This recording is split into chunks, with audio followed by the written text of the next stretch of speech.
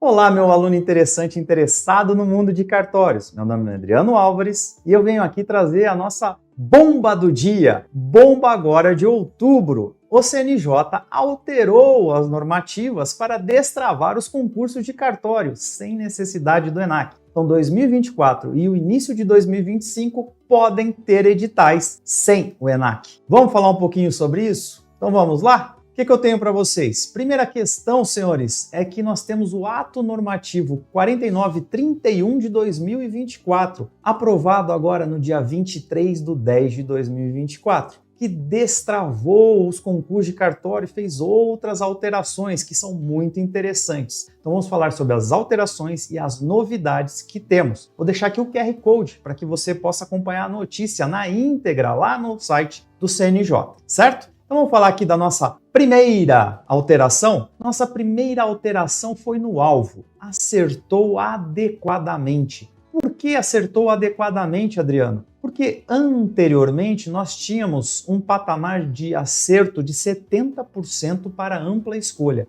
Para você conseguir o seu diploma do ENAC, você precisava acertar 70% da prova para ampla escolha. Veja, isso era muito ruim especialmente para quem vai fazer a remoção, que já está na atividade. E os concursos de cartório em geral não tinham uma nota de corte muito superior a 60% na ampla escolha. Então o que fez o CNJ através deste ato normativo? Reduziu de 70% para 60% a nota de acerto. Então se você fizer 60 ou mais da prova, você terá o seu diploma, o seu passaporte do ENAC para prestar os concursos de cartório em todo o país. Mas e o pessoal lá, Adriano, dos PCDs, né, de quem detinha lá autodeclarado como negro ou indígena? Opa, esses aqui continuam com o mesmo patamar, 50%. Isso não foi alterado pela normativa. Vamos então falar da segunda alteração? A segunda alteração é mais de nomenclatura das disciplinas que vão ser aplicadas, mas é importante para nós que elas estejam adequadas. Até era algo que a gente tinha feito menção nos outros vídeos, né, em relação a estar constando lá como registros públicos. Não, né? A gente sempre falou que era direito notarial e registral. Então,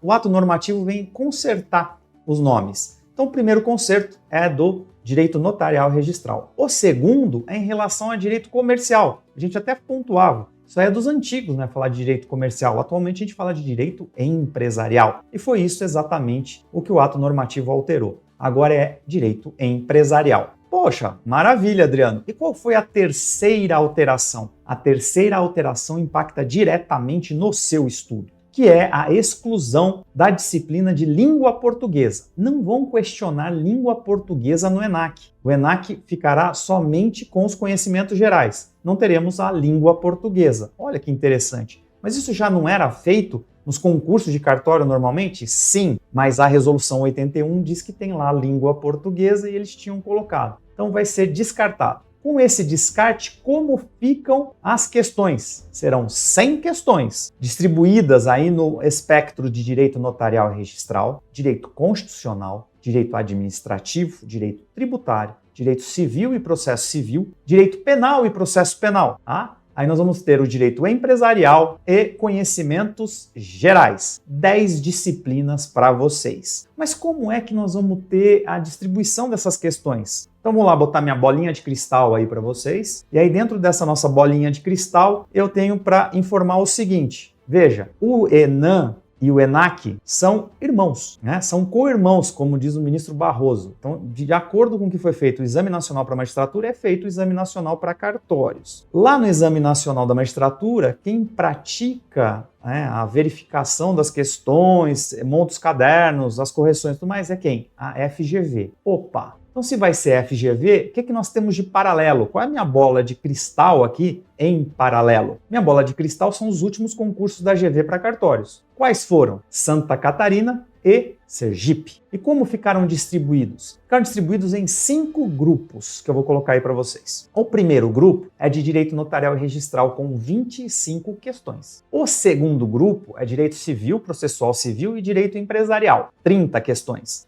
Pode ser 10 de cada, Adriano? Pode. Pode ser alternado? Pode. Pode ter uma diferença em cada uma? Pode. Mas então eles colocaram como sendo um grupo, para que eles possam manejar as questões dentro dessas disciplinas.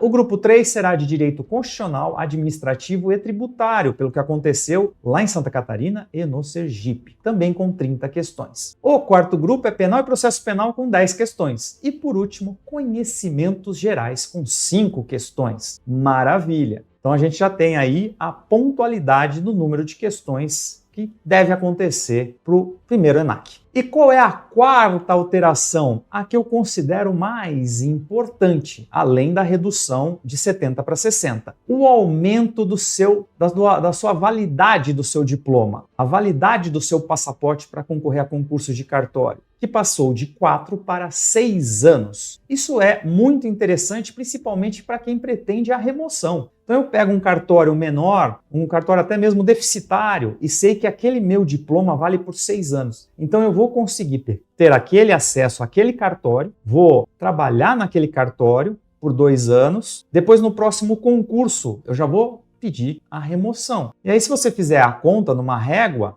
poxa, eu fiz com o ENAC, aí eu consegui o cartório, aí eu fiquei 2 anos, aí eu esperei o próximo concurso, que deve ocorrer por volta de 1 a 2 anos também. Eu tenho que ter pelo menos 6, né? Tem que ter pelo menos 5 a 6 anos de validade para que eu possa ter a chance de não ter que prestar outro ENAC para a remoção daquela serventia que eu consegui. Então é isso que foi pensado, é isso que o ato normativo fez. Perfeito? E agora vamos para as novidades. Temos 2 novidades para vocês. A primeira novidade é o descarte de possibilidade que a banca faça uma entrevista pessoal, a fim de eliminar risco de favorecimento e rejeição indevida dos candidatos. Então, o que acontecia em São Paulo, acontece hoje no Alagoas e acontece em outros concursos, não será mais possível, que é aquela entrevista pessoal, onde eu fazia só a entrevista daquele candidato para saber um pouco da vida dele, o que é, se eu tirava alguma coisa, né, e de repente poderia até eliminá-lo por uma resposta indevida naquela entrevista pessoal, por uma derrapagem deste candidato.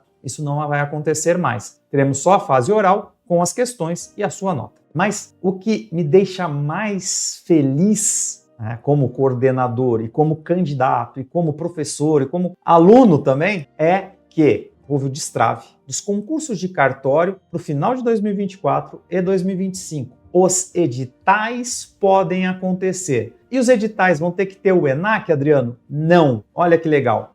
A normativa, o ato normativo, alterou para os seguintes dizeres. Até o final do primeiro semestre, ou seja, dia 30 de junho de 2025, você não precisa ter na primeira e na segunda fase o ENAC. Você só vai precisar apresentar o diploma se você estiver na fase oral. Então, para a fase oral, aí sim, você vai precisar estar com o diplominha. Muito bom. Muito bom por quê? Porque isso destrava concursos que estavam parados. E também abre possibilidades para concursos que estão terminando que abram um edital logo em seguida, logo aí de 3 a 6 meses. E aí vamos dar uma olhadinha então no que nós temos? Nós temos primeiro, senhores, o TJ do Alagoas, que está aí para finalizar a fase oral. E possivelmente no começo do ano já vai estar efetivando aí as escolhas e outorgas. O TJ de Santa Catarina também finalizou aí a sua fase oral, já divulgou notas e tudo mais, e deve ter as escolhas também para o final deste ano ou começo do ano que vem. O TJ do Sergipe está indo para a fase oral e vai terminar também a fase oral, porque são poucos candidatos ainda esse ano. O que acontece também com o TJ do Maranhão. De outro lado, nós temos o TJ do Amazonas finalizado, o TJ do Acre também finalizado e já com as suas escolhas aí engatilhadas. Isso faz com que nós tenhamos o quê? O destravamento do TJ do Mato Grosso, que é muito interessante, né? Teve seu edital anulado aí em agosto, até mesmo por algumas questões pontuais e formais, e até mesmo pelo ENAC, e pode retomar um novo edital, já que a banca já está formada. TJ de Minas também pode efetivar isso. TJ do Espírito Santo, que também tem banca formada, também já vai poder destravar. Aí vocês têm os demais estados. Tem Ceará, que pode fazer alguma coisa, que pode se mexer para ter um outro concurso. Nós temos aí a finalização do TJ do Tocantins e do Goiás, que também podem abrir um novo concurso. Então nós temos várias possibilidades. TJ do Rio Grande do Sul, que também está para escolha, também deve ter um novo concurso. TJ do Paraná, olha só quantas oportunidades podemos ter já no começo, meio final,